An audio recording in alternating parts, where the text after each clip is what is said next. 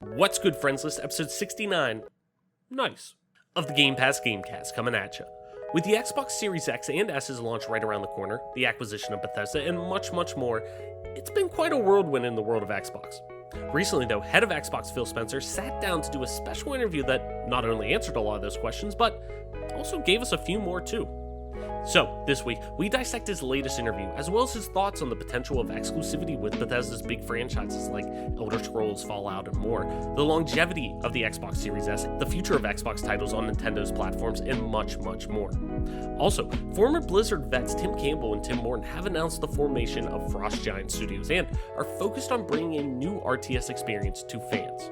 What should fans expect from the well-versed RTS vets, and what exactly makes a great RTS game for old and new fans alike in 2020? All of this and much more on the newest jam-packed episode of the Game Pass Gamecast. Now the fun begins.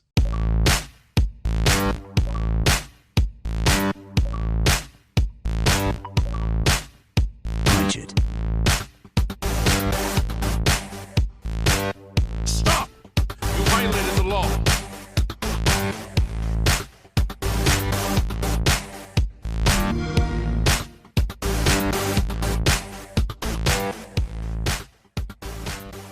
Welcome back to another episode of the Game Pass Gamecast, your weekly go-to podcast for all things Xbox, Xbox Game Pass, and PC gaming, including news, rumors, and conversation around them damn good video games. You can catch new episodes of the show when they drop each and every Friday morning on YouTube, Apple Podcasts, Google Podcasts, Spotify, SoundCloud, and all other major podcast services. So, if you like us, be sure to subscribe to us.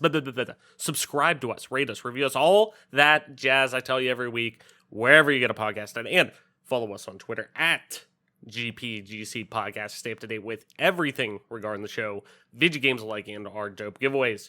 I'm your host, as always, Travis White, a.k.a. Traveless on most internet platforms. Joining me, as always, my partner in crime, Mike Peepak. Mike, what's good? What's going on? And, as always, what have you been playing? How's the past week for Mike Peepak been in the world of video games? And just in general?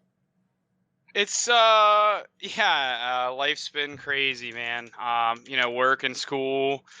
School, I have about 4 more weeks left of my semester with this condensed semester that we're doing because they're trying to keep kids from going home and bringing COVID to campus and stuff like that. So basically just been grinding a lot of schoolwork, but I am excited to say that I do have a new game that I've been playing. NHL 21 has come out, and there you go. Besides some scathing reviews by people who just genuinely hate EA, I will say this is the first year, and probably 4, so take that as you will, that it actually seems like there's been a little bit of innovation done. Not so much with like the game engine or anything. That's still the same BS, you know what I mean? But the whole BIA Pro, the new BIA Pro that you get like objectives that you get talking to from the coach pre-game, post-game, in the middle of games. It'll give you like a sort of like quest thing that's like, hey, we need to shut the opponent down. I need you to step up and, get a forecheck going or whatever. And then the options you're given is team play, which is basically like, sure, coach, I'll make sure to get pucks deep and make smart changes. And then there's a star option that's literally like, do you want me to go put this team away? I'll go score a goal. How about that? And it doesn't necessarily, it hurts your team play, kind of like you're standing with teammates, but it helps your personal brand. So you get more followers on social media and things of that nature. So I think it's just really cool how they kind of integrated that. And you even have post-game scrums and interviews that you're given the same choices. So overall, I'm pretty happy with it. It seems good so far. I haven't gotten a ton into it. And then EASHL, they've had a really hard time balancing things with that because they don't know if they want to do like a complete customization character. They've been giving you like kind of like preset builds, if you will, that you can kind of just edit perks. And it seems like that's probably the most fair way to do it. So basically it puts you on a similar standing of people who have been playing for a really long time. Now, of course, there's still like perk unlockables and things of that nature that you just get by simply playing the game. But for the most part, it's not like if someone's been playing for 6 months and you get it on Christmas, it's not unplayable like it used to be. So hats off to the team at EA. I wish they would do a little bit more innovation with just the game engine, like FIFA does really well and things of that nature. But overall, pretty happy with my purchase thus far. We'll see, what happens. They just released like a 200 megabyte patch today. So that's about a week out from, I guess it's a couple, it's less than a week out from release that they're already releasing a significantly sized patch. So that's actually promising. And then, the next thing that's coming down the pipe for me personally is I'm actually going to be doing a stream playthrough on Friday at probably around 8:30 p.m. I'm going to try to wait a minute. Before you even go, just to emphasize, you're talking as somebody's listening to this live on release day. They could see you tonight. Tonight. Tonight. So, at 8:30. So fill them in. So, yeah, this is something that I've been wanting to do for a long time. I have some longtime supporters of my stream that donate $5 every month, for lack of better terms, as subscribers, just simply because, their family are some of the best friends in the world. And I simply just owe them. They've been trying to get me to do a Spooktober stream for like 2 years now. And I'm always like, I'll do it. And then October ends and they're like, so how about that Spooktober stream? I'm like, it ain't Spooktober anymore, bitch. Just because I get like jumpy with games and things of that nature. I look like an idiot. So I'm actually going to purchase Amnesia Rebirth and try to do a complete and total playthrough Friday. So I might actually start that at 8 p.m. Friday, which will be the night that you're listening to our podcast, 8 p.m. However, gameplay will not start until 8:30 because if you are coming over from the podcast and you do want to catch it, I want to give you a dedicated time that's like, this is when I'm starting. Like 8:30, I will be in the game playing. So feel free to stop on over. Watch me try to complete the entire Amnesia game in one sit down. It's one of those things where it's like, I just want to get it over with. Not that it's not going to be an amazing game or an experience, but I just want to get it done. You know what I mean? Because I just owe it to everyone. So. No, definitely. And I just actually pulled up how long to beat right now just to see, like, thinking, a full, like one sitting playthrough of it. Because realistically, Amnesia the Dark Descent, the main story of that's capped at about 8 hours, it says on here, which I think ours was probably around that the first couple times we played that. Machine for Pigs around 4 hours, but Fractional Games didn't do Machine for Pigs. So I kind of just leave that out in the ether. I don't... whatever. But Amnesia Rebirth, going back to its, creative direct, like coming back home to its original developer, I'm expecting it to probably be, I'm hoping at least from what, you're going to play it, then I'm sure I'll play it after, because I'm going away this weekend, but I'll still be able to check out your stream, which is good. But, just thinking out loud, I hope that game doesn't end up in the same camp as like Outlast 2. Where Outlast 1 I thought was stellar in terms of how long it was. It was right around that, like, I want to say I beat it in around 5 to 6 hours, something like that, maybe 7 at most. And for a horror game, realistically speaking, that's like that's like max, right? Like 100%. Once you get going much longer, it's like almost like an exhausting experience. You know what I mean? At least for ones that are not from, that are coming from usually a, independent developer or something like that. And I'm not saying anything. I'm more worried about, quality over quantity, amplify that to, I don't care how long something is. If it's impactful, that's all I care about. I don't care if it's an hour or half hour game or whatever. I mean, I talk about it a lot. Gone Home, super quick game. You could beat that in like an hour tops, but it's one of the most impactful games I ever played. So, but I hope it doesn't have the same effect, Amnesia Rebirth, that is, as Outlast 2, where Outlast 2 was fucking stellar. Absolutely creepy as hell, everything like that. But it started overstaying its welcome for about an hour or two. Like, I would rather have this game come in and go and be too short and not overstay its welcome than be too long, where I say, okay, man, I want more. Hopefully they give us a DLC. Hopefully they give us some kind of, like Outlast got with Whistleblower or something like that. Hopefully they give us, Amnesia, a Machine for Pigs was like half of the time that Dark Descent was, even something like that, So if it's somewhere around that, I'm going to be happy. So I'm excited for you to play through that. It's getting stellar reviews on Metacritic right now, at least the PC version. The console version on PS4, it's kind of hit or miss, it seems like. But with a game like that, I think it's so akin to being at home on a PC. It's native, actual design.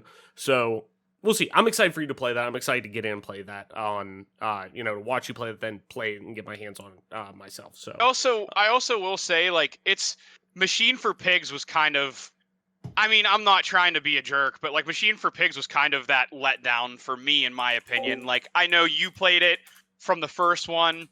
It left a little bit to be desired there, in my personal opinion. So, I'm excited to get into another game of theirs, because I feel like they did really great things with the Dark Descent, and it was like a cult classic, right? And then they came out with Machine for Pigs.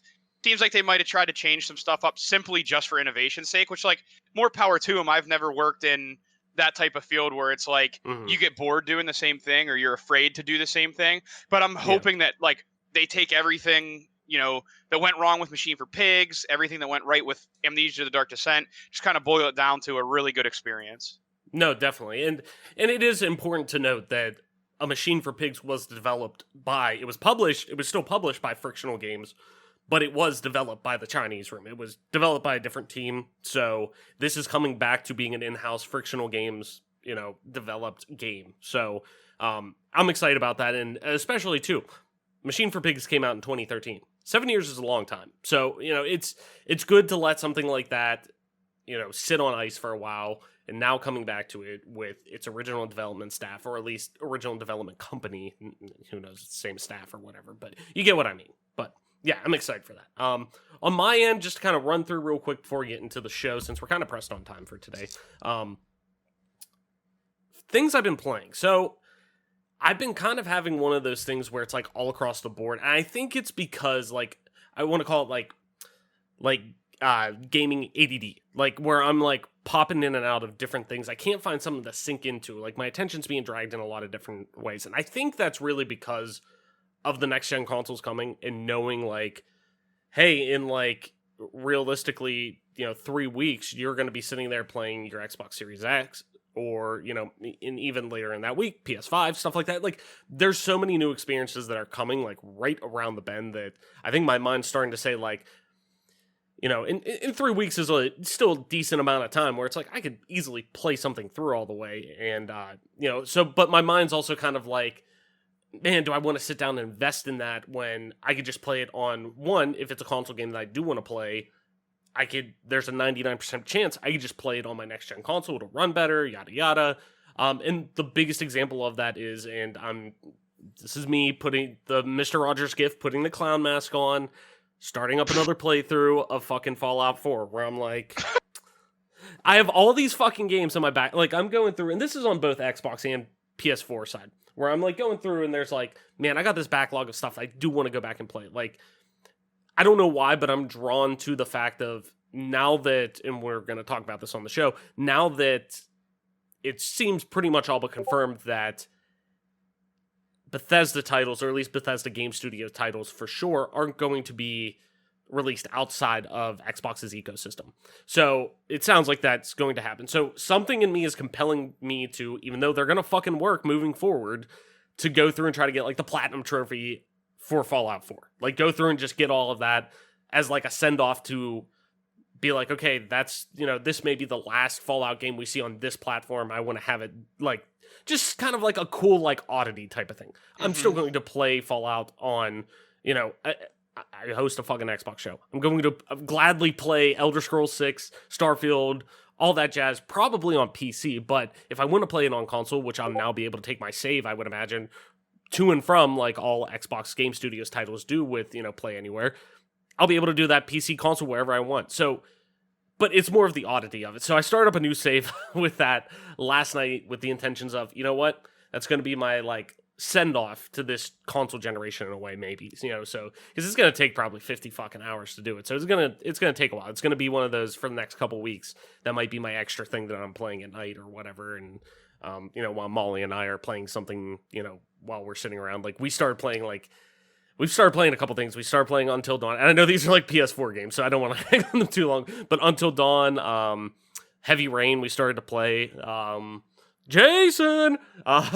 But also, too, though, while I was kind of bouncing back and forth, I tried going back to fucking Metal Gear Solid 5, which, like, I don't know why, but I feel like just because I really like Death Stranding. I actually wrote an article about this earlier this week. You can check it over on bonusaccessory.net.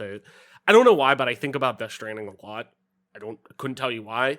Didn't necessarily resonate with the game from gameplay perspective and even the story, but like it was so well done and leaned into, like, it doubled down on itself so much that I like find it that impactful. I don't know. It's really fucking weird, but I just don't think I'll ever resonate with a Kojima game, but I like keep trying to come back to it because I feel like I should. I fucking love Splinter Cell. I love stealth games. I love the open world, open air aspect of stealth that Metal Gear Solid 5 does, that I really wish I would connect with it, but for some reason I keep trying to fucking come back to the well. I'm throwing the clown mask on, like, let's try it again, so I don't know. But yeah, the big thing was Fallout 4, starting that back up, because I've been starting a couple, kind of trying to cap off a couple of, like, platinum trophies on PS4, and then starting to a couple things on Game Pass with Molly that I'm playing, so it's kind of been all over the place. That's why I refer to it as, ADD type of thing with gaming, where I'm bouncing to and from a lot of things. So, but that's pretty much it on my end. Mike, let's head into Button Mash this week.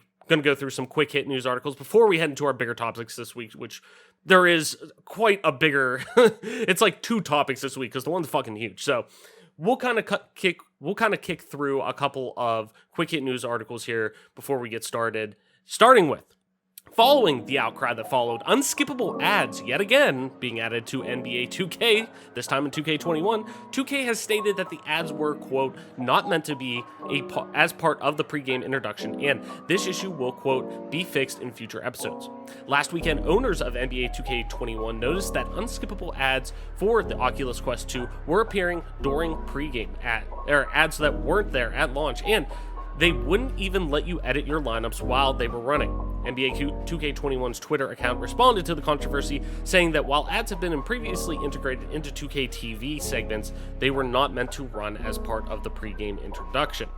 Ubisoft has announced the roadmap for Assassin's Creed Valhalla Season Pass and post-launch support, which includes DLC that takes place beyond the shores of Britain, as well as Discovery Tour and free seasonal updates. The Valhalla Season Pass is made up of 2 expansions and 1 exclusive quest. The Legend of Beowulf is a quest available to Season Pass owners on launch day and will explore the, quote, monstrous truth behind the Legend of Beowulf. That actually sounds pretty dope. The first expansion, Wrath of the Druids, will be available in spring 2021 and takes place in Ireland as Eivor tracks down a druid cult.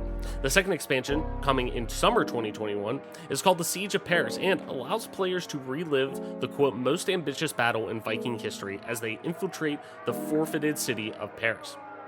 Mike, you're going to appreciate this one.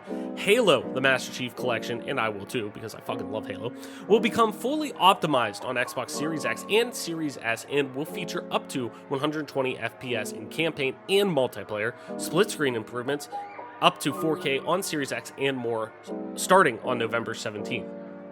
Announced by Xbox on Twitter, this update will be available for free to existing Game Pass owners or those who are, will be free to existing owners, or those who are subscribed to Xbox Game Pass.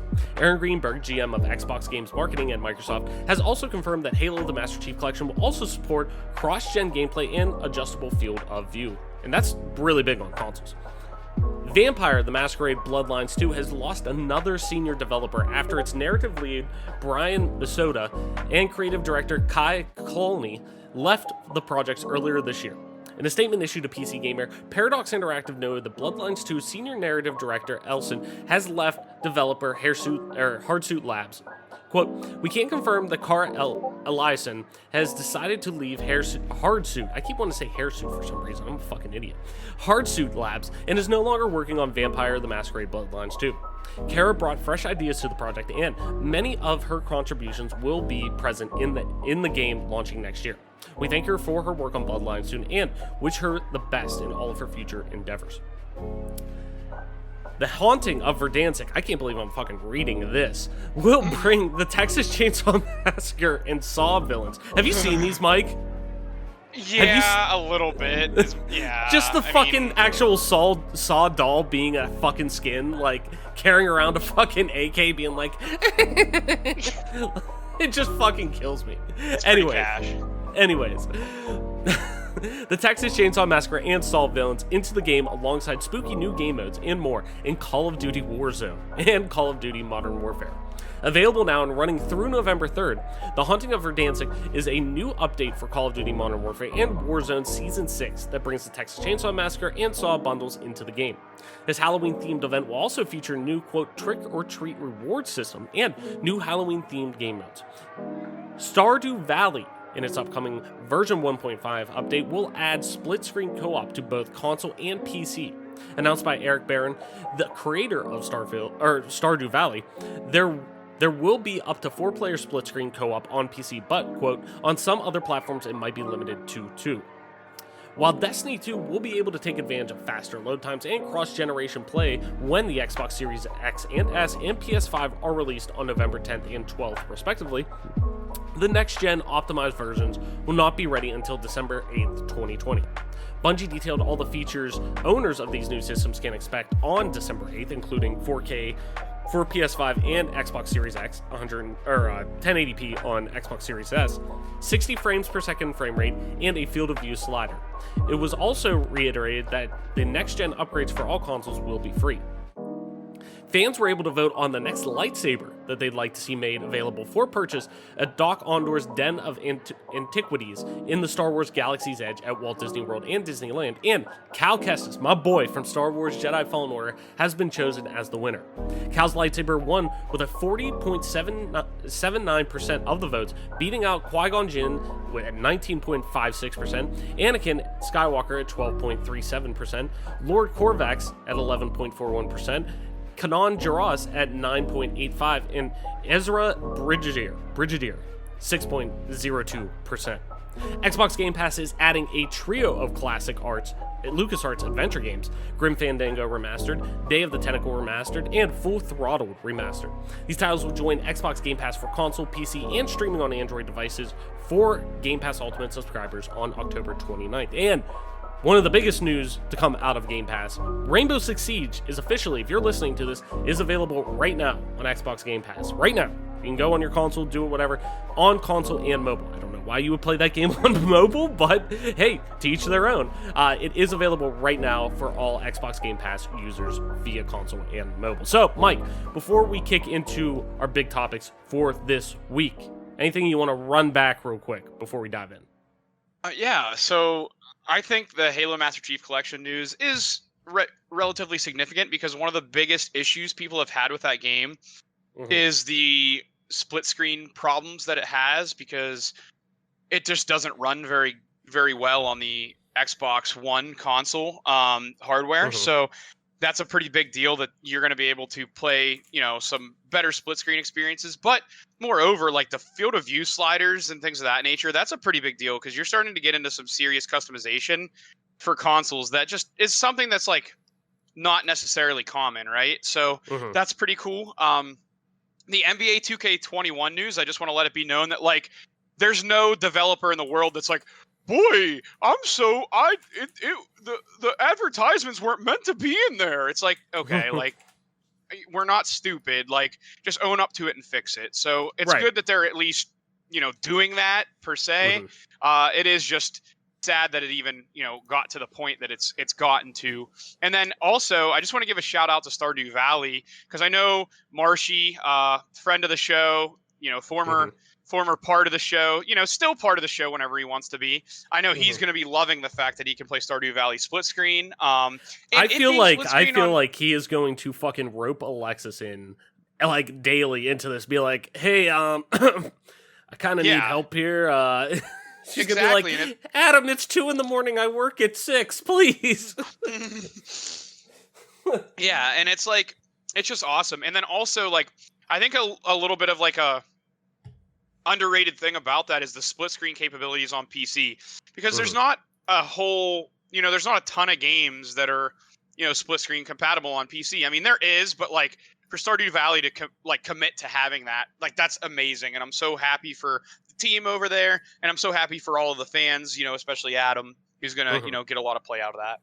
No, definitely. And that gives me an excuse to actually try Stardew Valley, like, for the first time, because my fiance loves Animal Crossing. So that's a reason for me to be like, you know what? This is very akin to Animal Crossing. It's very, base management, home management. It's just a life sim for the most part, only with an emphasis on gardening, kind of. So, it's one of those things that it's just another thing that, like, I know that she'd be interested in at least trying and, like, diving into it or whatever. So, like, I'm always trying to find ways to, like, incorporate her into gaming because I can definitely tell she likes it and she wants, stuff for us to do together like that, let it be known, like, it ain't gonna happen. Like, I'll play video games until I'm fucking buried 6 feet under the ground, probably. So, like, I think she's kind of accepted that now, where it's like, okay, this isn't going anywhere anytime soon in terms of him not playing video games. Let's find something, common ground with that. And that's just another thing, that we can, definitely play together or whatever. But definitely the you talking about, Halo the Master Chief Collection, it shocks me that, like, the only thing that I'm hesitant about with all of this, really, is that I feel like there still needs to be more communication with players, just in general, across the board, off all next-gen consoles, specifically when we're talking Microsoft's camp with them pushing, hey, this will do up to 120 frames or whatever, like, it's going to output that. I just want people to know that, like, it may do that, but you're not going to see that unless you have the appropriate technology.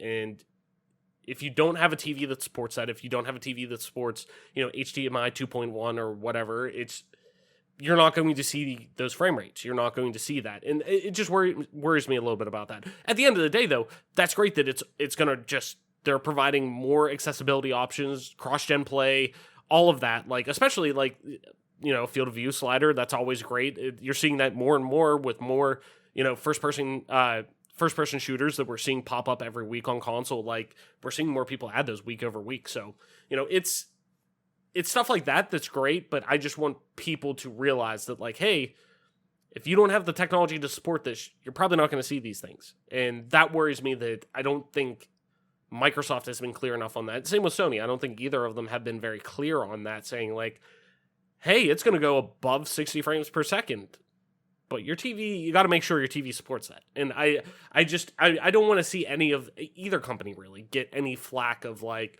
well, you're saying I can get this and blah, blah, blah. Why didn't you tell me I couldn't use this and blah, blah, blah. And some of that comes on the onus of, the consumer to do their research and whatnot, and, just don't blindly buy something. But at the same time, people have been accustomed to, those type of frame rates haven't been something that's been accessible before on a console at a consumer level. Like, that just, if you're getting those frame rates if you're playing PC.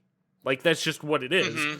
So, and you're talking, if people are playing on PC, they're usually at the enthusiast level that they're spending, $1,000 on a decent gaming PC. So, outside of that, casual dude who picks up, who buys, and I kind of had a conversation with somebody in our comments last week about this, that, it's the casual consumer that is the 99% for Microsoft and Sony, these next-gen hardware providers. They're talking to those people. They're not trying to talk to, they already know that Joe Blow, who has been subscribed to Game Pass since day one, who's owned all Xbox consoles, who buys a ton of Xbox games, who has a gaming PC, they're good with you. You know what's going on. It's the casual consumer that they're marketing to, and I don't think they marketed that very effectively, because Joe Blow, who buys Madden and Call of Duty every year, and that's about it, which is totally fine, they're going to go and pick up these consoles, and they're not going to know what the fuck any of that is, and stuff like that. So I just don't want to see them get flack about that. That's all.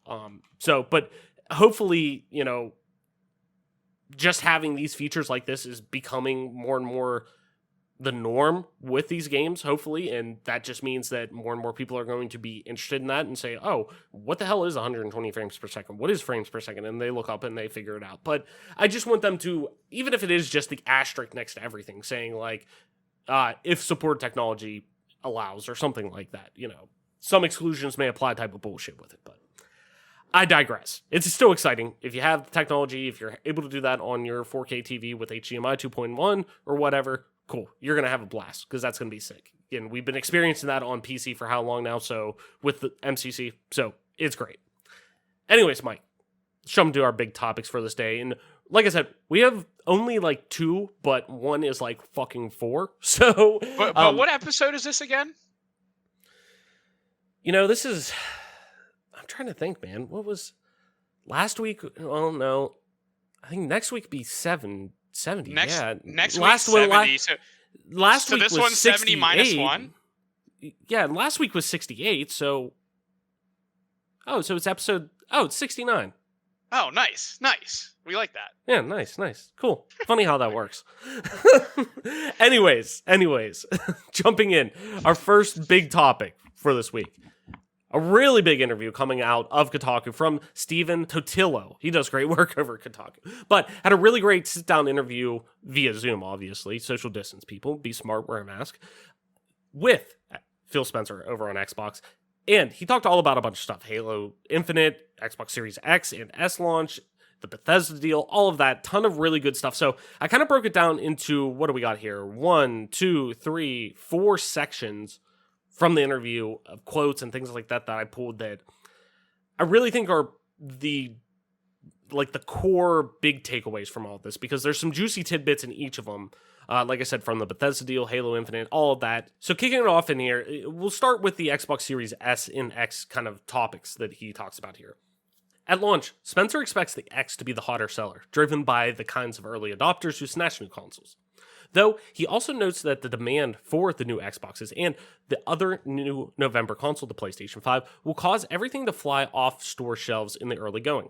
Quote, I think we'll be seeing every unit of both of them that we can deliver, he said, referring to the first holiday season. Microsoft isn't releasing estimates of how many units they'll ship of either device this year, but he expects them to go fast. Quote, I think demand is just going to outstrip supply of pre-orders. For us and PlayStation, I think that manufacturing supply chain is going to dictate market share more than anything else. Stephen goes on to say, and then, quote, I think over the generation, our expectations would be that price really matters and that you would see the Series S sell more, Spencer told me. There's nevertheless a real power difference between the two Xboxes. That has worried some developers who have cited the Series S's deficiency in RAM, 10 gigabytes to Xbox One or Xbox Series X's. I'm surprised I haven't done that more leading up to this. Too many Series and X's and whatnot. 16 gigabytes as a hindrance to getting next-gen Xbox games to perform as well as the X's specs should allow them to. I've heard from experienced developers who are split on the issue. Quote, I'm not worried, Spencer said. I think we have proof points, like we said, on PC that show that you can get absolutely amazing-looking games on great hardware and have those games scale to the hardware capabilities. Speaking on the Bethesda deal, Spencer has said in previous interviews that existing deals, including ZeniMax games, would still be honored, suggesting that something like the time-traveling game Deathloop would still come first to PS5 as previously announced. Beyond that, though, fans have worried whether ZeniMax games would go Xbox and PC only. In other words, they've wondered if PlayStation would stop getting Fallouts and miss out to the sequel to Skyrim. No, it's the newest Elder Scrolls. Stop saying it's just a direct... Skyrim wasn't the first... I digress. Get me all riled up, Mike. God damn it. I wondered that too. Quote, is it possible to recoup a $7.5 billion investment if you don't sell Elder Scrolls 6 on PlayStation, I asked. Quote, yes, Spencer quickly replied. Then he paused. Quote, I don't want to be flip about that, he added. The deal was not done to take games away from another player base like that. Nowhere in the documentation that we put together was, how do we keep other players from playing these games? We want more people to be able to play these games, not fewer people to be able to go and play games. But I'll also say in the model, and I'm just answering directly to the question you asked, which everyone very much appreciates. I wish all people would do this. When I think about where people are going to be playing games and the number of devices that we had, and we have xCloud and PC and Game Pass and our console base, I don't have to go and ship those games on another platform other than the platforms that we support in order to make that kind of deal work for us, whatever that means. Moving on to Halo Infinite someday. Halo Infinite was going to be the Series S and X's big launch game. It's all over the console's marketing and its retail box, but the game was delayed in August, a month after Microsoft showed it running for the first time. Spencer told me he played Infinite about a week ago, but had, quote, no update right now about when it'd be out. There's also no release date or timeframes for other promised Xbox Series S and X games, including Rare's Everwild, Playground Games' new Fable, nor the console's port of this summer's highly regarded Microsoft Flight Simulator. That'll leave Microsoft or Xbox owners waiting and wondering what's next and when. I asked if Microsoft would consider offering Halo Infinite's campaign at a different time than the multiplayer if one is complete before the other. Quote, Bonnie Ross, head of the Halo franchise, and the team will go drive those directions, Spencer said. But I think we want to make sure people feel like they have a Halo experience. I think we can look at options like that. He said, any direction like that would have to factor into the structure of the game and its storytelling. Quote, so yeah, I think that's something to think about, but we want to make sure we do it right. And finally, Microsoft's Nintendo connection, Spencer talked about. Quote, we have a very good relation with Nintendo, he told me. And I think we will see our work very synergistically in terms to trying to grow the market and just make it, and it just makes it easy. Every conversation we have with them has really been easy. He cites good conversations with Nintendo CEO Shirotaro Furukawa and Nintendo of America President Doug Bowser, who he said he spoke with last week. The obvious positivity of the relationship has heightened expectations that more Xbox games could come to Switch, but in August of 2019, following news of Ori and the Blind Forest coming to Nintendo's machine, Microsoft issued a statement that there would be, quote, no plans to put more of its games on other consoles. And in parentheses, Minecraft Dungeons, already announced for PlayStation and Switch, was presumed the exception. A year later, though, another Microsoft-published game, Ori and the Will of the Wisps, also released on Switch. Spencer categorized the Ori offerings as supporting the developer studio's wishes. That team, Moon Studios, isn't owned by Microsoft and has subsequently entered a publishing deal with Take-Two. Where does that leave the prospect of more Xbox games coming to non-Xbox consoles?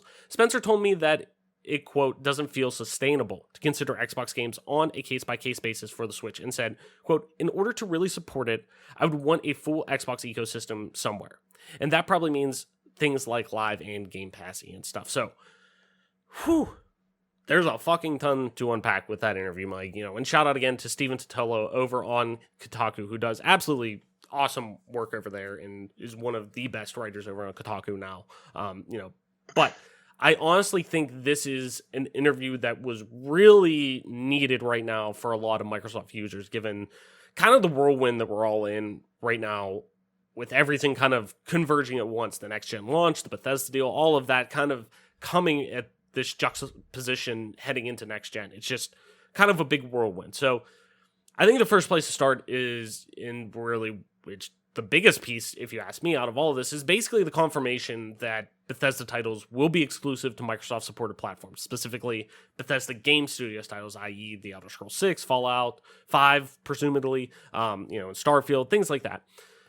And I'm on record a few weeks ago saying that I thought that Bethesda Game Studios titles, if I refer to them as BGS, that's what I'm talking about, would make their way, I thought that they would make their way to PlayStation 5. And, I don't take that back. Looking at it, that's what I thought and what I thought the data supported, but that was just me. But over time, I definitely did start to think about really how fucking easy it's going to be to play these games and how it still can be easy, even making them exclusive to the Xbox ecosystem by the time they release, especially with the emphasis on xCloud already on mobile, and more importantly, like we were talking about last week, it coming to PC soon, and console, but specifically PC, and we're talking, next to nothing laptops and things like that you'll be able to stream these titles. So, Mike, do you think this low barrier to entry will kind of help ease the sting to gamers who traditionally play these games on now non-supported platforms, i.e. PlayStation, Nintendo Switch, things like that? Do you think having this low barrier to entry, being able to pull out, a Chromebook or whatever device you have on you, you're technically already in the Xbox ecosystem. Do you think that's going to be something that helps, lighten the blow a little bit of it? Yeah, I think, it's a point that Spencer definitely makes to answer the question, and I do want to applaud Phil Spencer for just kind of shooting it straight in a way, because realistically speaking, he could have just avoided the question altogether and not answered. So I will say hats off to him for giving a thorough answer on the topic. I think that from a Microsoft standpoint, they just shout out the big bucks for Bethesda, ZeniMax. Like, I don't think that they don't owe Sony, PlayStation anything. If they want to hold Elder Scrolls or Fallout, like new Fallout games from that platform, they own the rights to it, so they're more than welcome to. That's no different than Sony holding something like Spider-Man from, Xbox users.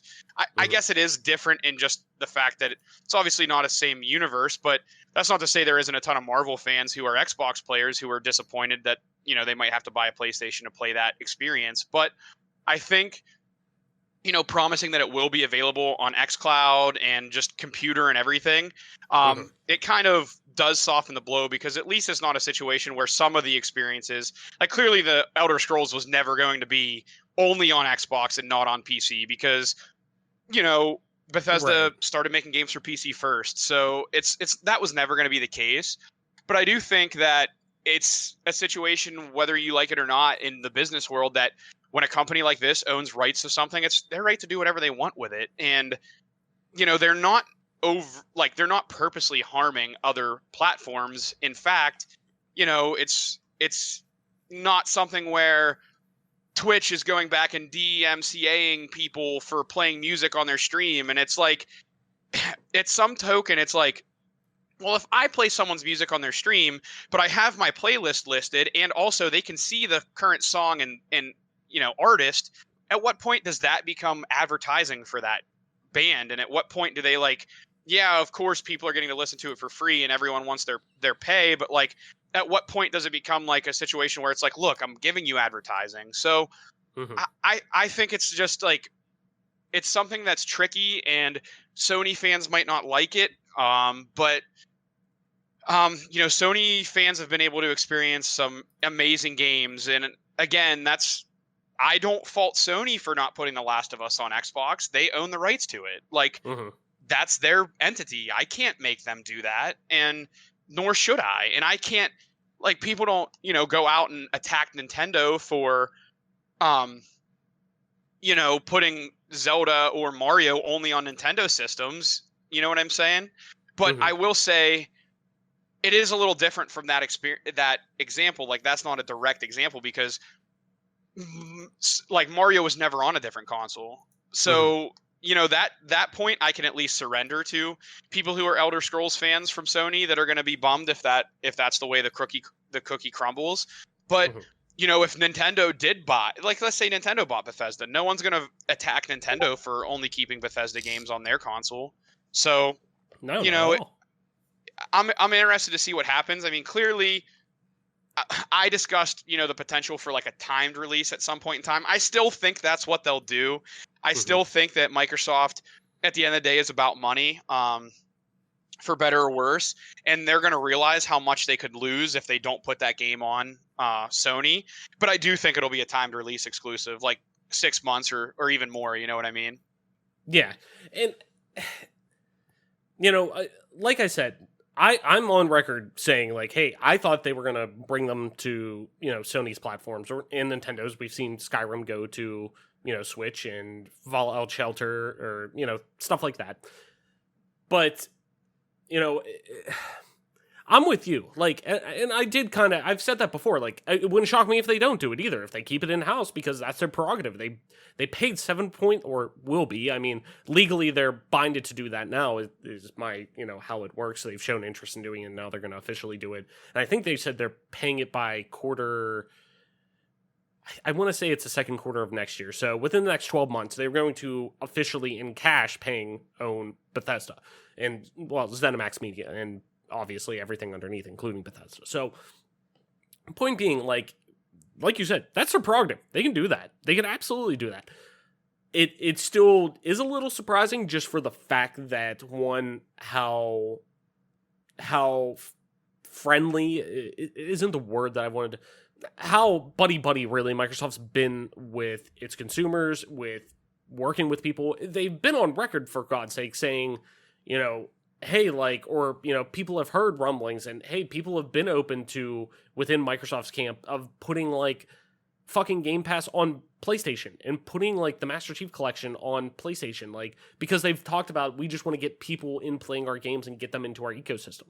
So that would obviously do that. But at the same time, it definitely is, the more I think about it, the more I do think, like, you know, as sad as, and I should say sad, but realistically, everybody, 99% of people right now in, you know, a modern civilization probably have a device that is technically within the Xbox ecosystem, or it will be eventually. Like, you know, they're talking about bringing xCloud to PC, which is going to be the answer to how shitty Stadia is and whatnot. And I fully support cloud streaming through Microsoft. Like, that is hands down the best service to go through. Like, buy Game Pass, you know, subscribe to Game Pass, get in that way if you want to do any kind of, you know, streaming or whatever, because eventually it is going to come to PC and whatever. So then you could have, like my fiance, she has a Chromebook from work. She could fucking play it on there, because it doesn't matter what you have. You could have next to nothing and be able to play it, or a tablet or whatever. And realistically, people aren't getting locked out of that because they can easily get in. It would be whatever, you know, in most cases, probably, and I guarantee around the launch of those games, they're going to have Game Pass specials where it's going to be, hey, for your first 3 months, it's $1. You can get in, you can fucking play Elder Scrolls 6, you can fucking play Starfield, you can fucking play Fallout 5. Like, they're going to have those type of deals to get in. People are going to be able to get in and play those. It's obviously, though, not the best answer, because you're playing on a phone, you're playing on, you know, something that probably isn't your preferred device. You know, people like you, they're like me. I love achievements, I love trophies, I love things like that. Like, you know, I'm sure if I'm somebody who's super balls deep into PlayStation's ecosystem, they'll want to keep playing those games because maybe the past, you know, how many ever releases from, you know, Fallout 3 and on, they've gotten all the platinum trophies in all Fallout and Elder Scrolls games or something like that. Like, it does suck. Like, that, I hate the thought of, like, people being barred out of games like that, especially ones that have been, you know, third party for so long. It does suck. But at the end of the day, like we keep saying, it's Microsoft's, you know, prerogative. Whatever they want to do, they fucking own it. They can do that. I don't necessarily like that they're doing that, because I still think that they can make a lot of money that way, you know, just licensing out, like almost the Steam aspect where they're going to take a cut of it at the end of the day and they make fucking bank off of it, because the PS5's install base is, for sure, by the time Elder Scrolls 6 comes out, is still going to be huge. I mean, those numbers aren't changing. More people are, you know, more people than ever are gaming, and those numbers are going to balloon. So it's going to be on both sides have balloon numbers. So, you know, it stinks, but it is what it is. And, you know, I just hope that doesn't turn off people from playing these games. But at the same time, like, it sucks. Like you're saying, it sucks. Like, you want those people to be able to play it, but they have ways to play it. And as soon as Game Pass or xCloud comes to PC, I think that's going to open a lot of that's going to open this idea, I think, up to a lot more people. Go ahead. I didn't mean to cut you off. No, I just want to touch on something that, you know, you kind of brought up, and it just came to my mind just as you were, you know, speaking on the subject. I do feel like on this show in particular, we've been very good at basically having a refusal to say that there's a console war, admit that there's going to be a console war, anything of that nature. And I still don't think that there will be a console war per se, but I will say that this kind of feels like, for the first time in a while, Microsoft has kind of taken that stance where it's like, basically, like, nothing against people who are Sony fans or anything of that nature, but, you know, there's a few people that I follow on Twitter that are just pretty much rather bullheaded in their opinions as it is, and basically they're right, you're wrong, because screw you, basically, right? And there's been plenty of those people who have been Sony fans that are like people on, Twitter or in the media have been like, well, this is stupid that I can't play Spider-Man or The Last of Us on my Xbox. Why is that a thing? And they just respond like, if you want it so bad, buy a PlayStation. That's not my problem. Buy a PlayStation if you want it. When I wanted to play Gears of War, I'd have an Xbox. When I wanted to play Halo, I'd have an Xbox. And it's like, I just want to make it clear that like this stance from Microsoft, like you said, doesn't feel as consumer friendly as they have been in the past. And it is kind of, it's a little concerning because at the end of the day, I don't want it to get into a console race. I don't want there to be console wars. I want everyone to experience it. But again, like the Sony exclusives, you can't play on computer. I feel like that's the biggest difference is you can't play that on the PC, right? Well, so that's I mean, just... yeah. Well, no, technically, actually, with PlayStation Now, you can. It is supported on PC, so you could stream games. Now, granted, and this is just from what I've heard, and me personally, I've used it in the past. Now, you can't download the games on PC. You can download PS4 games and PS2 games that are on the service on your PS4, but for PC, it's only streaming. And me personally, who has used the streaming end of it before, like I tried streaming Red Dead 1 off of it because for some reason my disc from Red Dead 1 on my Xbox wasn't working or something like that. I can't remember. So I tried streaming it and it was god awful. And I've heard nothing but bad things about the streaming quality of PlayStation Now. So, but you can do it on PC. You can for sure do it on PC. You just can't download any of them. They have, and then Horizon Zero Dawn was ported to PC, but outside of that, that's it. Yeah, and again, I mean that's a great option, but I mean it's just not what Microsoft is going to be offering as far as just legitimately having support on the PC for some of their games, right? So I don't think it's necessarily starting a console war, but I will say that I will at least give to some of the listeners out there who might say like, this sounds like Microsoft wants a console war. Like I will say that it is kind of trending that way. It's definitely a little strange. Yeah, it definitely, and I think that's why it sticks out. And we'll move on after this, just because, I want to make sure we get to everything. But, I think it just sticks out a little bit because of how consumer friendly Microsoft's been the past couple of years. I think that like we've just grown accustomed to that. People who have been in the Xbox ecosystem for either a long time or still do play games, even if they are playing primarily on PS4, PC, whatever this generation, but still have an Xbox and still play from time to time and play on Game Pass or whatever. And I've just seen these consumer-friendly things for so long during this generation, the latter half of this generation, that I think this just sticks out a little bit more, that it isn't directly in line. It's very much, akin to, a Sony first-party, release or something like that, which is good and bad, I think, to a degree. So anyways, moving on. Phil Spencer, he did talk about how he sees the Xbox Series X being the short-term leader, from the next-gen systems, which we've talked about before, knowing that, all of these systems are going to sell out at launch. Like, everyone, no matter how good, bad, or people like them, they're going to sell out. It's new tech. While really the bigger boom being, at launch being the Xbox Series X, he feels that the Series S will eventually sell long-term, be the long-term winner in terms of sales. Do you think that's a safe bet, Mike? Do you think really it's as safe as Phil says it, even though, the tech is still pretty impressive with the Series S and, it does lean into, hey, a lot of these games that are being developed with this technology in mind and whatnot, they're scalable, they fit into here, yada, yada. Do you think the architecture and these load speeds will hold up as long as they're really envisioning to kind of support the idea of having this, entry-level priced console?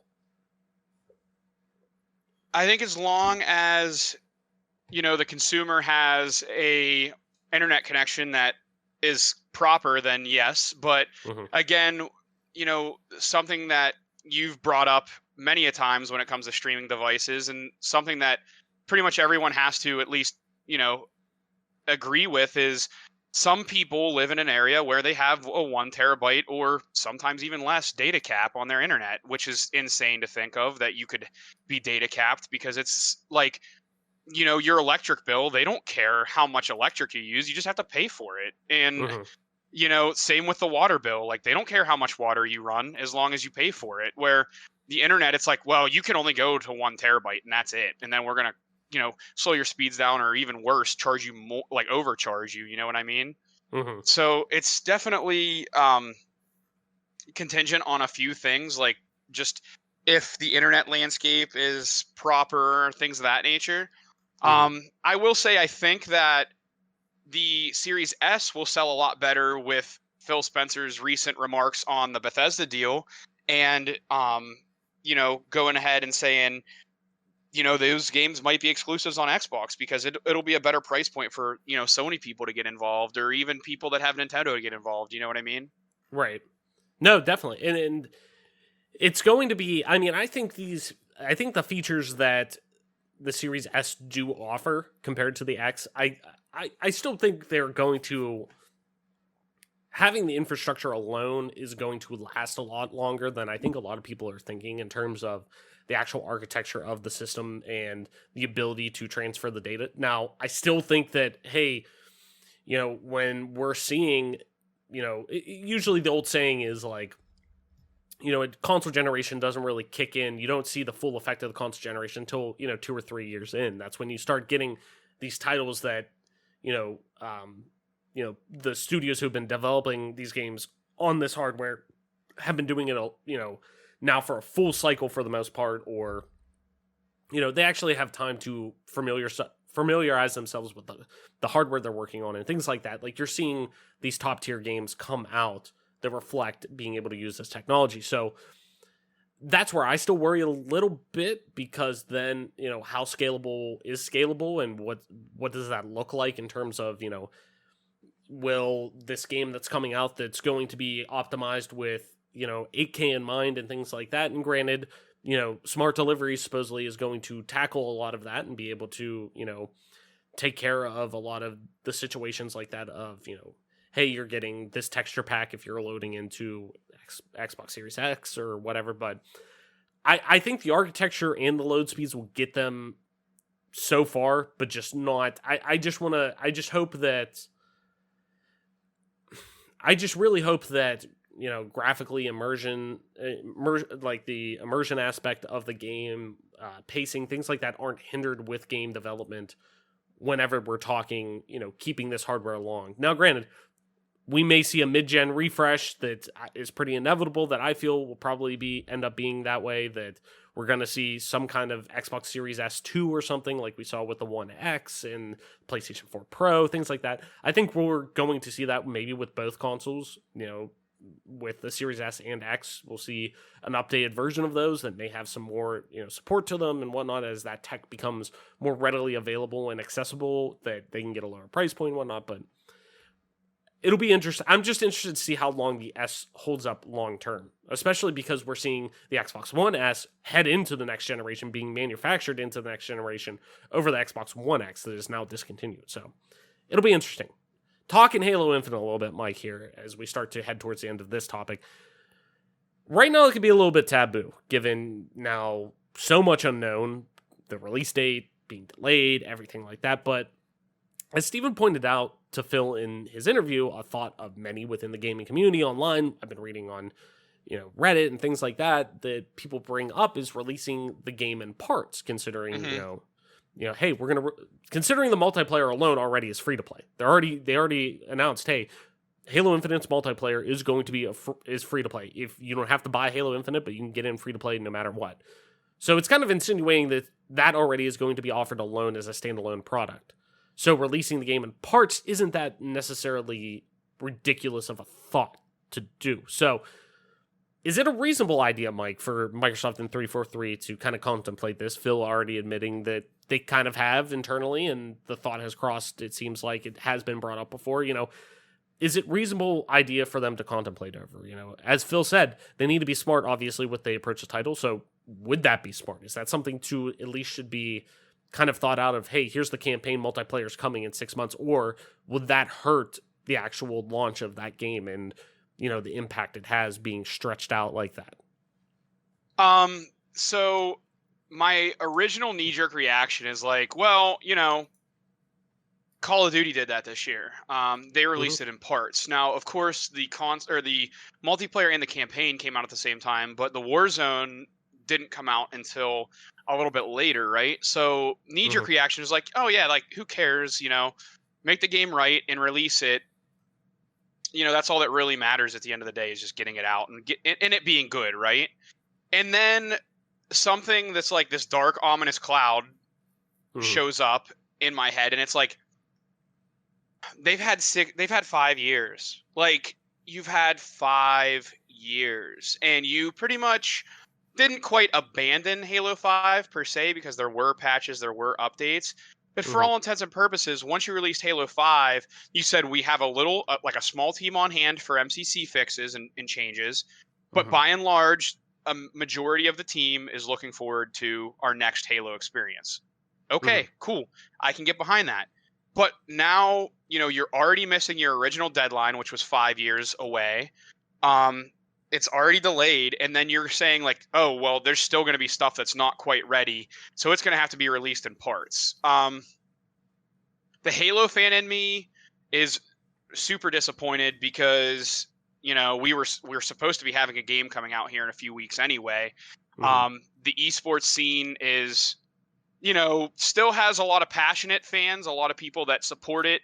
Yeah, it seems like regardless. HCS is growing. I see more teams kind of pop up saying like, "Hey, we're making an Infinite team. We're doing this and that." Like, it still seems to be growing, or in the growth phase, as small as that may be. They're doing the right things from a publicity standpoint that is attracting some top organizations, which is huge for the competitive scene. Having very good organizations on the scene means players are going to, not only is the game going to get a lot more exposure that you get with having a organizations like Cloud9, if Team Liquid were to come back, CLG, like, those big organizations, there's, fans who support those organizations that are going to come to the game because, hey, C9 has a team in Halo, so I'm a C9 fan, period. I'm going to go, be a fan of them. And, I'm someone who, like, I loved Team Liquid's Counter-Strike team. And even though that team's pretty much completely, re-rinsed, and, you're a North America fan, so you did like C9. I was always like, if C9 and Liquid played, I always wanted Liquid to win, right? And that that can be said even in, League of Legends, even though I don't even really watch. I do, hope Team Liquid does well, just because they were my favorite team in CS. But the biggest thing that these orgs coming back to Halo means is, like, there's going to be more money on the table for players, more salary, more prize money. And let's be clear, like, the only way these organizations that, got out of Halo 5 because of lack of support, the only reason why those organizations are going to be creeping back into the scene is if HCS is like, hey, we're going to have this much money in prize pool. This is they have plans. Obviously they have plans, on file, and they've been talking to these orgs and saying, hey, this is what's coming down the pipe for Halo Infinite. Once it releases, you guys probably want to get involved. So, I mean, it's great for the scene. That's amazing. I still just don't, I don't give a pass to Microsoft for saying, hey, we're going to take 6+ years to make this game, and then you're only going to get it in parts. It's not going to all be ready at the same time. If they were like campaign and multiplayer come out at the same time, Battle Royale later, I would even be down for that. But, I can't support them if multiplayer and campaign aren't going to release at the same time. Yeah, and especially if that is the case, like, say they do explore that route, and granted, Game Pass gets you in the door a lot cheaper. It's the easiest option for a lot of people, yada yada. I get that, but we have to think Halo is one of the biggest gaming franchises in the history of video games, hands down. It may not be at the precipice of, importance right now, or on the market share, I guess you could say, but Halo always does big numbers, no matter what, online, statistically, when we're talking view metrics, things like that, like, analytics show that Halo still does big numbers. But in terms of history, it's one of the biggest franchises of all time. The fact that you got to think about that is, once again, it goes back to, this is Joe Blow who buys Call of Duty and Madden every year. Oh, but the new Halo's coming out, I got to get that. That's going to be one of those games that, just like the people who, hey, I bought a Switch, but it was because that was the only way I could play Breath of the Wild. That's the only game I wanted. It's a new Zelda game. Like, it's that big. So you got to think that, like, if they're doing that, they have to take into consideration for that user who is going to go out and, are they going to charge $60, $70, actually probably now $70 for this game if day one it only has campaign and multiplayer is coming 6 months down the road or 3 months down the road or whatever, they still going to charge $60 for that? Like, okay, so then you're talking early access or something like that. Like, it doesn't, for that level of franchise and that level of being your AAA, that is your premier franchise, hands down, no matter what is going on still with every other Microsoft franchise and Bethesda being acquired or whatever. You get what I'm saying? Homegrown Microsoft franchise, Halo and Xbox are synonymous with each other. If you know Xbox, you know Halo. So it's like, I don't think that works with that franchise. With, Gears of War even? Maybe. Like, even then, that's kind of pushing it. That I don't even know. I think that's still even a pretty big name. But not as big as Halo. But you get what I mean. It's like, I just couldn't imagine saying going into a store, paying $60 on release day for Joe Blow consumer who isn't on Game Pass or whatever. I just go and buy my games in Walmart or whatever and charging them $60, $70 for that and only having campaign. Like, that's just, if the blowback they thought with no split screen in Halo 5 was bad, this is going to be a dumpster fire. Like, I just don't think that'll work with this level of franchise. Like, I think it's too well known, too widespread, and crosses into too many different player groups for that to be an applicable thing to do. I think just release it when it's ready. Shoot for next holiday season, release it then, release it as a full package, and then if they want to do BR 6 months down the road like Call of Duty does, or 4 months down the road, whatever, cool, do that. That's totally fine. But make sure you walk out of, whoever Joe Blow walks out of the store or whatever, the casual consumer is able to walk in and buy the new Halo game, them not know any different. They just heard new Halo's coming out. They got campaign multiplayer. Those are the two things that Halo is known for, campaign multiplayer. And they have both of those day one ready to go. If not, I think they're going to get a fucking shit ton of backlash for it. So, finally, Mike, before we round out this, and we can start to kind of head towards the end of the show here, Nintendo, Microsoft. They've been pretty buddy-buddy the past few years, as Steven and Phil talk about, both giving their kind of, hey, we're coming from behind, we're the underdog mentality towards their respective market standings, pretty much, for the most part. So, as both seem to be finding an upward trajectory heading into next gen, Nintendo already pretty much cementing that fact, with the Switch being this fucking bona fide blockbuster seller, and it's selling tens of millions of it right now. It seems like they are beginning to kind of once again distance themselves. Just the kind of vibe I'm getting from each other to a degree. Obviously, like Steven mentioned, Moon Studio not being a true first party Microsoft studio. They don't own them or anything. They just partnered with them to help publish their, the Ori games and whatnot. But them giving them the flexible freedom to go to Nintendo and, get it on Switch. Those games are very much, at home on the Switch, being the indie machine that it is. Do you think their relationship is still truly tangible, as Phil was talking about, heading into next gen? Sure, it doesn't hurt, to really do it for the most part. You're still only going to benefit each other. But as both sides start to balloon a little bit and have bigger successes and those deals become bigger and bigger and bigger, does that relationship see as impactful as before now that they're both kind of, Microsoft's gaining more first-party content that they didn't have before, so working with them to get their party content out on Nintendo to get people to recognize them, like Ori and things like that. Nintendo's selling Switches like crazy. Is it tangible? Is it needed heading into next gen? I don't know. I think, I don't think there's anything wrong whenever, two companies like this are kind of, so close to each other. But I think, if it gets Master Chief and Super Smash Brothers, that'd be amazing. But I obviously don't think like that's going to happen, anything crazy like that. I will say I think it's a lot less important going into the next generation, because it does seem like Microsoft and Nintendo have both positioned themselves really well going forward.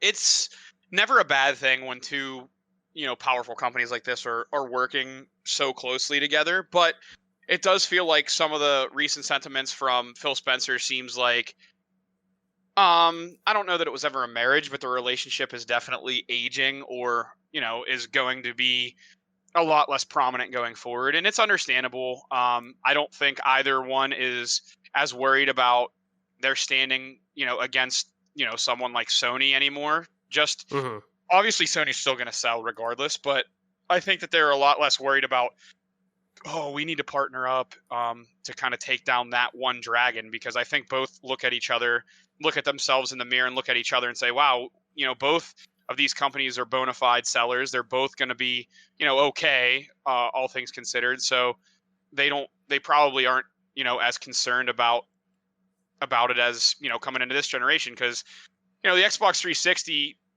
when the Xbox One generation first started, it was probably, I know for a fact for me, it was a lot of shock. It was just like, holy crap. Like, granted, the PS3 still outsold the Xbox 360. It was still something where I was like, in America, especially, like, everyone plays Halo. Everyone has Xbox. Everyone plays Call of Duty on Xbox. Like, people that had PlayStation were like outliers, but it's because they had, older PlayStations that they loved or whatever. And that's okay too. But, the Xbox was king, and then all of a sudden it wasn't. And it was certainly probably a punch right to the mouth of Microsoft. And they kind of did what they had to do to, get by.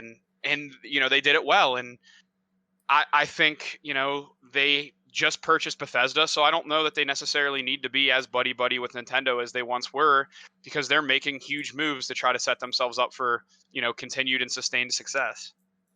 No, definitely.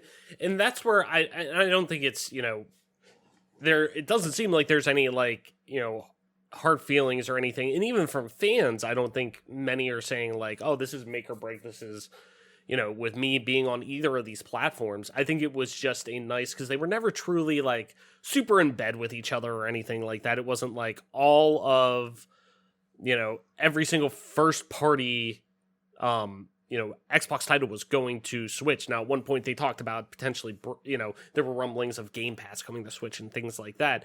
And I would never take those off the table, because that does still seem like a really easy way and becomes one of those supported devices that Microsoft always talks about, bringing people into their ecosystem. That's another move to bring people into their ecosystem. So I don't completely throw that out the door, but in terms of bringing games from Xbox to Nintendo platforms or vice versa or whatever, like, I just don't see that.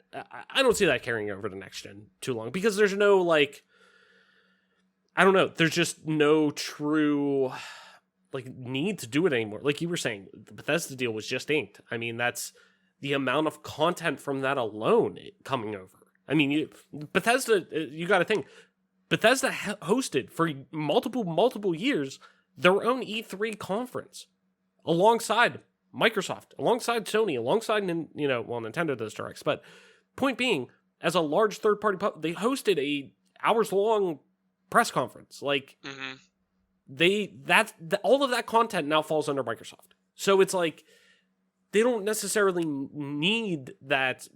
I mean, that was a marketing push, really, to get their Xbox games onto, Ori getting onto, on Microsoft's end. I'm sure they view that as, hey, it's just getting our name out there. It's getting Xbox game studios to pop up on the Switch, and, oh, Xbox made this game? I wonder what other Xbox games are out there. Oh, well, wow, they got a lot of stuff. Oh, shit, I can get into Game Pass for next to nothing. I can try them out. Like, it's just a marketing deal. So, like, I just don't think they'll need that now, because they have the content to back it up. So I just don't see it moving forward at all. Like, it doesn't really seem, it both got what they needed out of it, I think, and both really don't need it anymore. The Switch is selling like hotcakes, and hopefully Microsoft, with their new next-gen systems, and hopefully their ecosystem grows like hotcakes. So more people will be playing it already. So anyways, Mike, before we round out the show here, one last little news article I kind of just wanted you to touch on real quick for the most part, since you are the RTS guy in our group here.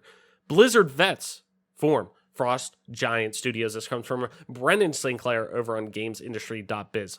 A pair of former Blizzard developers announced today that Frost Giant Studios, their new company focused on making real-time strategy games for a broader audience than the genre has historically enjoyed.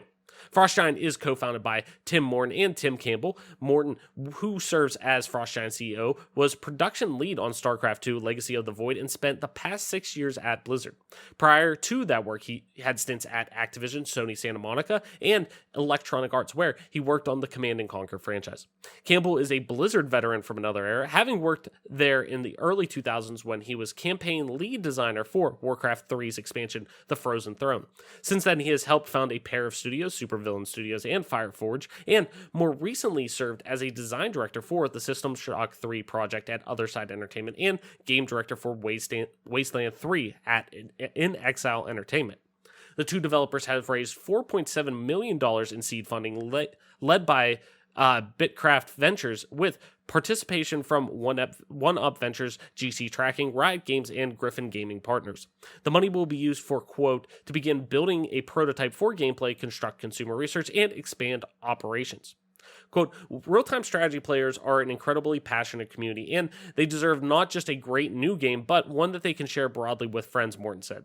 Building a worthy successor will take time, but we're incredibly excited and grateful to carry real-time strategy forward at Frost Giant Studios. So, we're both big RTS fans. Mike, you are a much, much, much higher degree of a fan than me, but I still enjoy my RTSs from time, so I want to get your opinion on this, and I feel like it's a genre that has both evolved in good and some not great ways over the past 2 decades after having its really like golden arrival in the 90s. That's a golden time frame that we always kind of think of. StarCraft, early Warcraft, AoE, things like that coming out during that era. Having two RTS staples in Tim Morton and Tim Campbell at the helm of the studio with experience of a ton of traditional RTS titles and a ton of just experience across the AAA landscape as well, is sure to leave a lot of fans from past Blizzard titles pretty happy, at least, especially when you look at their lineage with Blizzard. So, Mike, what are you hoping to see out of a Frost Giants RTS game, given their talent, pedigree, and experience? And I guess in your mind, what makes an RTS title a success in the eyes of both old and new fans alike today?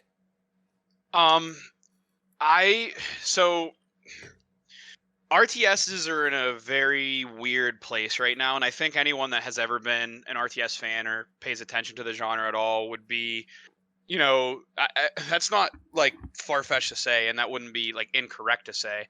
And, the same thing can almost be said about first-person shooters in a way, because, that genre was one, especially in the North American scene, and even in Europe was, the king for the 2000s, basically, right? With Halos and Call of Duties and Counter-Strike and with esports in general. But, people always talked about how, Koreans were so good at StarCraft, and they historically have been great at the RTS genre. And, but they can't compete with us in FPS, blah, blah, blah. And, to each their own. Both of the genres are in a weird spot because Counter-Strike's playing a game in Counter-Strike Global Offensive that's been around for, I guess it probably released in 2012, right? Mm-hmm. Something like that. I don't remember. Yeah. Yeah, 2012.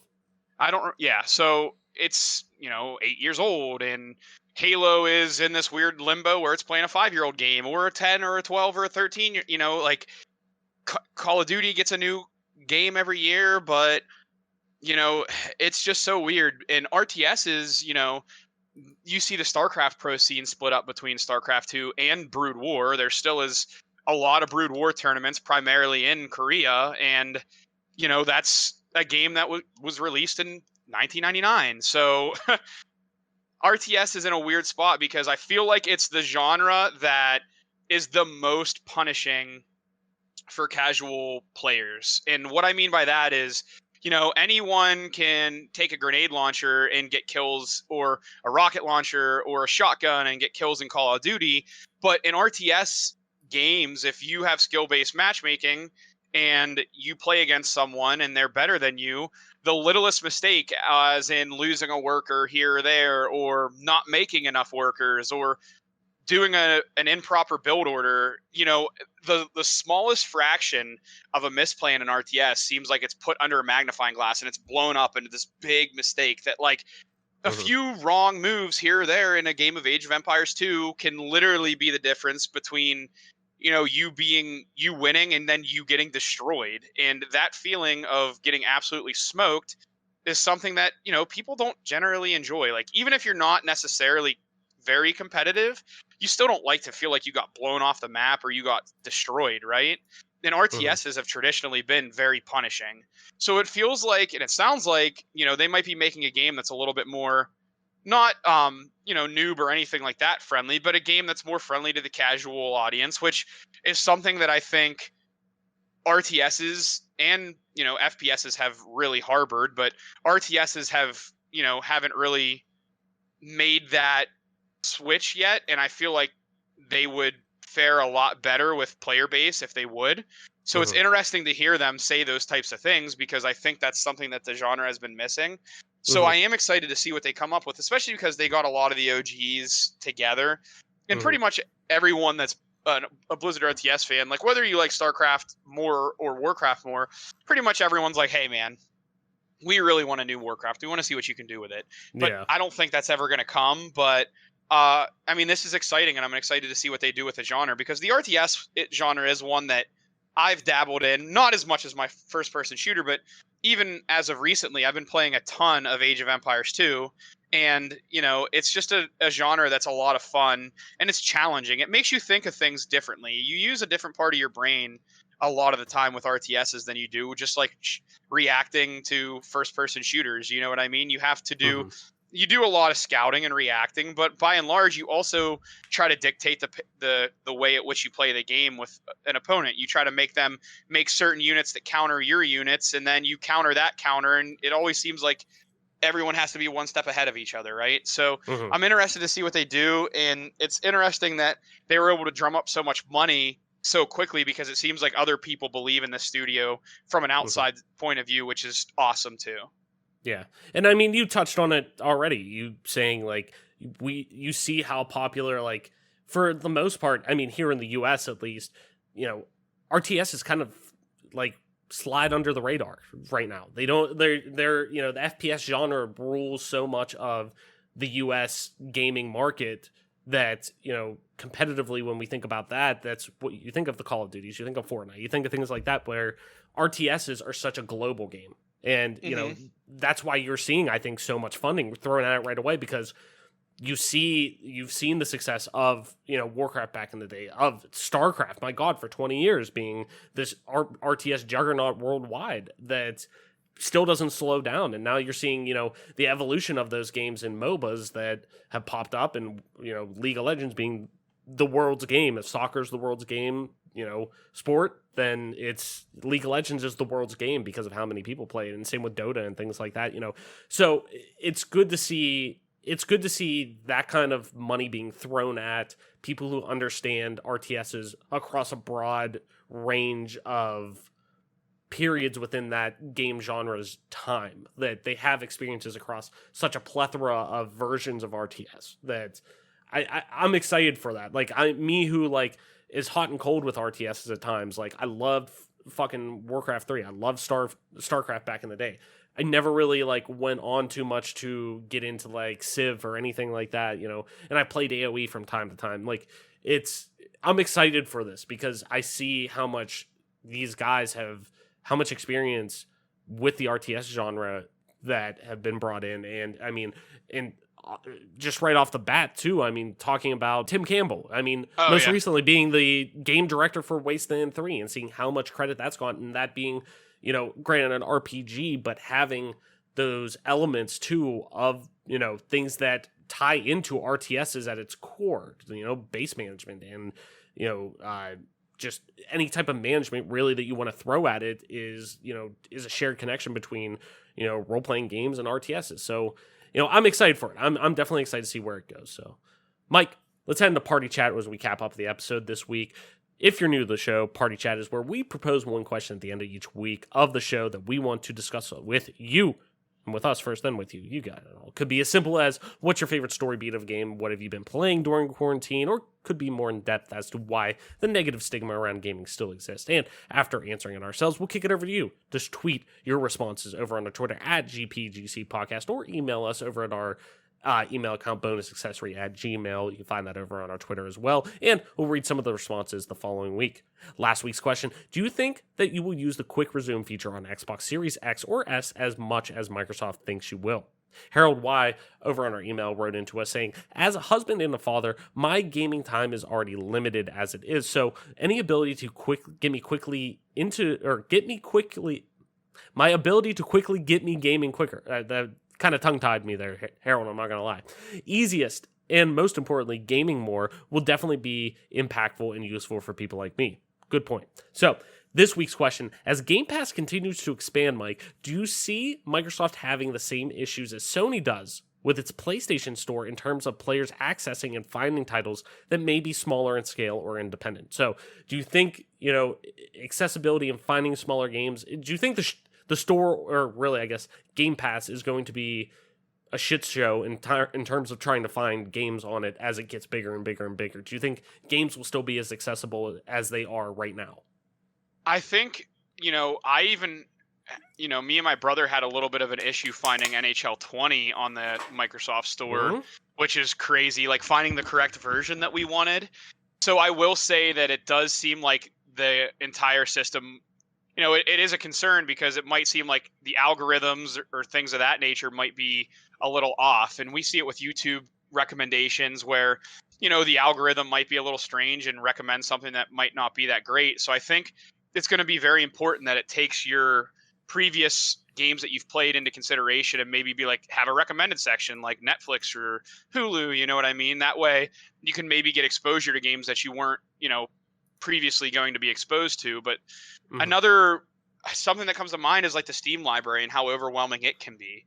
It does seem like it's headed in that direction, and it's very hard to find indie games if you just aren't actually looking for them, right?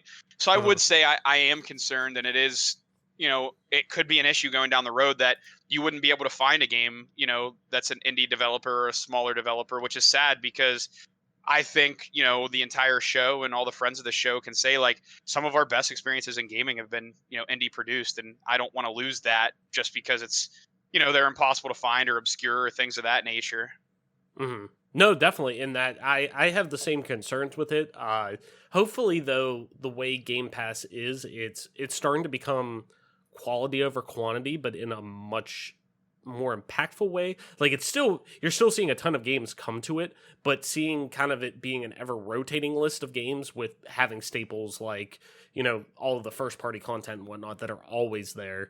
It is nice seeing stuff kind of rotate in and out. That I'm hoping it stays kind of like that, and it just stays like right now. It's just integrated into the Xbox's UI that you go under. If you're a Game Pass member, you can go under. There's a tab for Game Pass games under your library that you can just go and click right into it under your, my games and whatever it is on there, like your system. So it's right now. It's easy to do that. I hope.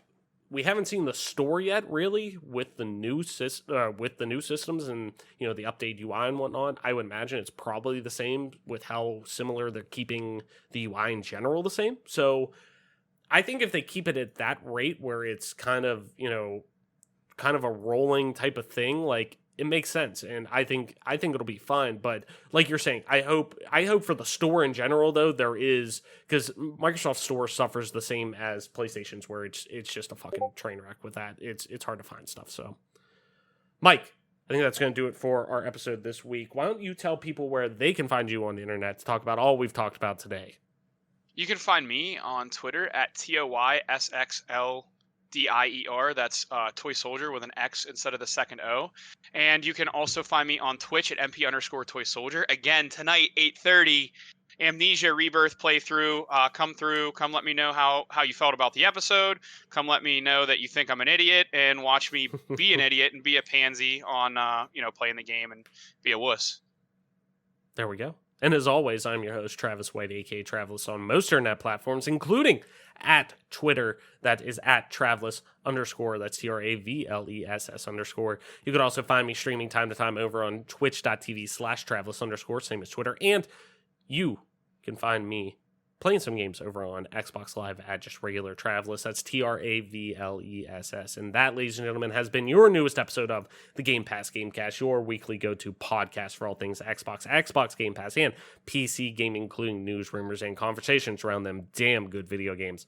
You can catch new episodes of the show when they drop each and every Friday morning on YouTube, Apple Podcasts, Google Podcasts, Spotify, SoundCloud, and all other major podcast services. So be sure to subscribe to us, rate us, review us, all that jazz wherever you get a podcast at, and follow us on Twitter at GPGC Podcast. Stay up to date with everything regarding the show, video games like, and our dope giveaways. With that being said, Mike, it's going to do it for our episode this week. Thank you, everyone, so much for listening, sharing, and being a part of our growing community. Game on, wash your hands, listen to doctors, Black Lives Matter, and we will see you next week.